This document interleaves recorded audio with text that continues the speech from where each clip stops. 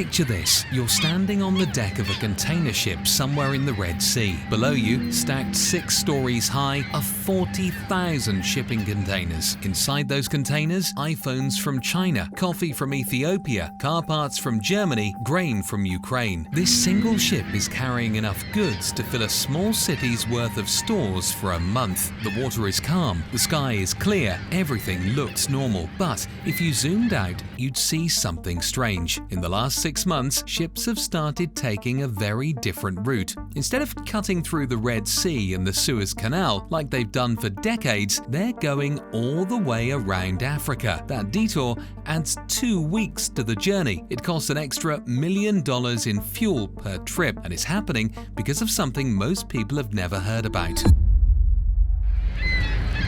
There's a conflict happening in the Red Sea, not the kind you see on the evening news, not armies facing off across borders. This is something quieter, more strategic, and is starting to reshape how the entire world moves goods from one place to another. So what's actually going on here? And why should you care about a body of water you've probably never thought about? Let's dig in. The Red Sea is not large. It's about 1,400 miles long and, at its widest point, maybe 200 miles across. On a world map, it barely registers. But here's what makes it irreplaceable. Every year, around 30,000 ships pass through the Red Sea. That's roughly 12% of all global trade by volume, about 30% of the world's container traffic, and about 10% of all seaborne oil. If you've bought something online in the last year, there's a decent chance it passed through here. The reason is simple. The Red Sea connects the Mediterranean to the Indian Ocean through the Suez Canal in the north and the el-Mandeb Strait in the south. Without this route, ships traveling between Europe and Asia would have to sail around the entire continent of Africa. That's an extra 4,000 nautical miles, an extra 2 weeks, an extra fortune in fuel costs. The global economy didn't just adapt to this shortcut, it was built around it. Supply chains are timed to the day, contracts are signed assuming ships will take this route. Entire industries depend on the speed and cost savings the Red Sea provides. Now, here's the problem. The Bab el-Mandeb Strait, the southern gateway to the Red Sea, is only 18 miles wide at its narrowest point. 18 miles between Yemen on one side and Djibouti and Eritrea on the other. It's one of the most strategic choke points on Earth, and right now, it's becoming one of the most dangerous chapters. The attack started small, a few incidents here and there, ships reporting suspicious activity, drones overhead, then it escalated. In late 2023, Houthi forces in Yemen began launching missiles and drones at commercial vessels transiting the Red Sea. These weren't random acts, the targets were specific, the weapons were sophisticated, and the message was clear: this waterway is no longer safe. The Houthis are a militia group that controls large parts of Yemen, including significant stretches of coastline along the Red Sea. They've been fighting a civil war for years, backed by Iran, and they've now positioned themselves as a major disruptor to one of the world's most important trade routes. But this isn't just about Yemen. The Houthis are using anti-ship missiles, some of which are Iranian-made. They're deploying naval mines, they're launching drone swarms that can evade traditional defenses, and they're doing it all from positions that are difficult to strike without triggering a wider war. Insurance companies took notice immediately. The cost to insure a ship passing through the Red Sea spiked. Some underwriters stopped offering coverage altogether. Shipping companies did the math and realized the safer bet was to reroute entirely, avoid the Red Sea, avoid the Suez, go around Africa. That decision, made by logistics managers in boardrooms thousands of miles away, is now rippling across the global economy. And it's not just about higher costs, it's about what happens when the infrastructure of global trade starts to fracture.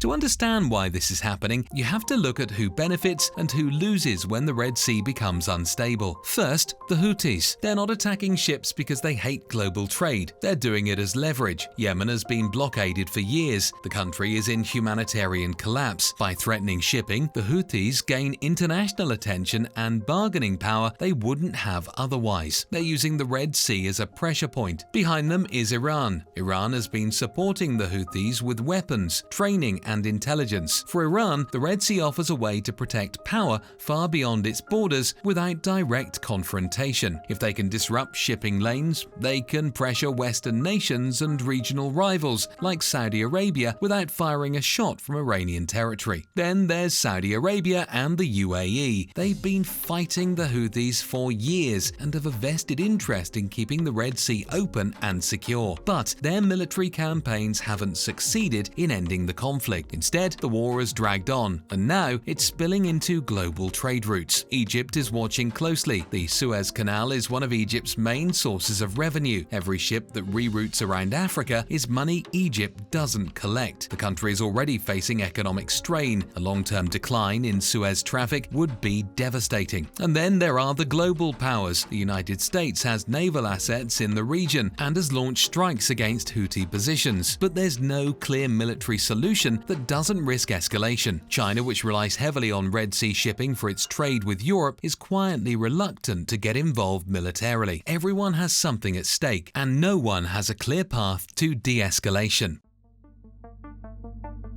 So why is this escalating now? The war in Gaza has intensified regional tensions. The Houthis have framed their attacks as solidarity with the Palestinians, which gives them political cover and regional support. It's a way to align their actions with a broader cause that resonates across the Middle East. But there's also a technological shift. Drones and anti-ship missiles used to be tools only advanced militaries could deploy effectively. Now they're accessible to non-state actors. A drone that costs a few $1,000s can disable a container ship worth hundreds of millions. The asymmetry is staggering, and it's changed the calculus for groups like the Houthis. There's also the reality that international focus has shifted. The war in Ukraine has dominated headlines and military resources for 2 years. Attention is divided, budgets are stretched, and in that environment, regional conflicts that might have been contained earlier are allowed to simmer and grow. Finally, there's the breakdown of older agreements. The frameworks that used to manage tensions in the Middle East are fraying. The balance of power is shifting,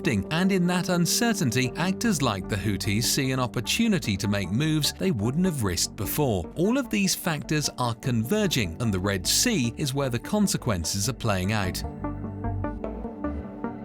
Let's talk about what breaks if this situation doesn't improve. First, costs. Rerouting around Africa adds roughly 10 days and $1 million per ship. That cost gets passed down the supply chain. It shows up in the price of electronics, clothing, food, fuel. For consumers, it's inflation. For businesses, it's margin compression. For developing nations that depend on imported goods, it's a crisis. Second, delays. 2 extra weeks in transit means longer waits for products. It means factories running low on components. It means store shelves with less inventory. It means tighter windows and less flexibility in a system that was already operating on thin margins. Third, energy. About 10% of seaborne oil moves through the Red Sea. If those shipments are delayed or rerouted, energy prices spike. Europe, which depends on Middle Eastern energy, feels it immediately. Asia feels it. Even nations with domestic energy production feel it because global markets are interconnected. Fourth, food security. Grain shipments from Europe to Africa and Asia transit the Red Sea. Fertilizer shipments too. Delays in food supply chains means higher prices. Higher prices means hunger, and hunger means instability. The second order effects are hard to predict but easy to fear. And then there's the infrastructure beneath the waves. Undersea cables that carry internet traffic run along the floor of the Red Sea. Damage to those cables would disrupt communications across entire regions. Financial markets would freeze. Businesses would lose connectivity. The modern economy runs on data, and the data runs through cables that are remarkably vulnerable. None of this is hypothetical. It's already happening in smaller ways. The question is how much worse it gets. Here's the thing about the Red Sea. It's not going to explode into a full-scale war tomorrow. This isn't that kind of crisis. It's quieter, it's slower, but it's also more insidious because it doesn't demand immediate attention. The ships still move. Most of them make it through just fine. The disruptions are manageable for now, but the trend is unmistakable. Each month, the attacks continue. Each month, more ships reroute. Each month, the costs climb. And each month, the world gets a little more accustomed to a reality Sea where one of its most critical trade routes is no longer reliable. There's no peace process here, no diplomatic summit that's going to resolve this. The conflicts feeding the instability in the Red Sea are decades old and tied to struggles that go far beyond shipping lanes. The Houthis aren't going to disarm, Iran isn't going to stop supporting them, Saudi Arabia isn't going to withdraw, and the global powers aren't going to intervene in a way that changes the equation because the risks of escalation are too high. So we're left with a slow deterioration, a gradual erosion of one of the foundational assumptions of the global economy, and the cost of that erosion is already being paid. You just haven't noticed it yet. The Red Sea isn't hidden anymore. We're just choosing not to look.